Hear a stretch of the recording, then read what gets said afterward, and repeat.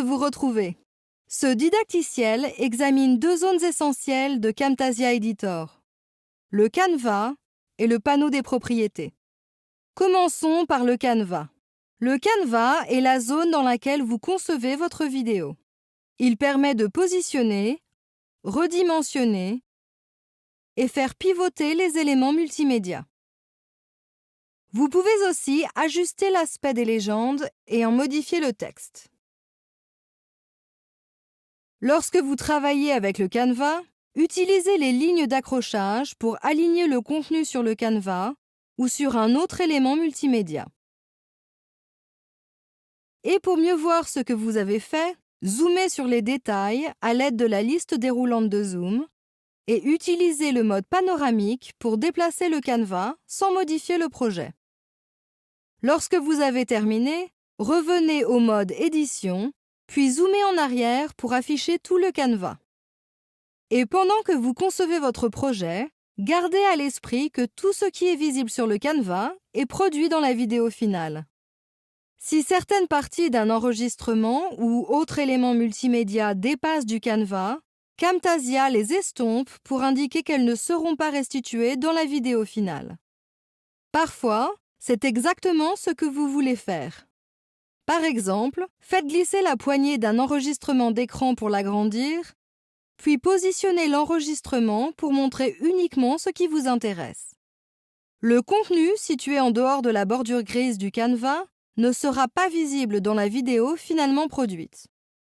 Si votre enregistrement d'écran ou l'élément multimédia que vous ajoutez ne remplit pas le canevas, des marges noires apparaîtront dans la vidéo finale. Pour corriger cela, agrandissez l'enregistrement d'écran afin qu'il occupe tout le canevas. Puis positionnez-le de manière à montrer le plus important. Ensuite, ajoutez des annotations, des légendes et d'autres éléments multimédia en les faisant glisser dans le canevas. Pour modifier le texte, double-cliquez sur l'annotation, puis saisissez le texte voulu.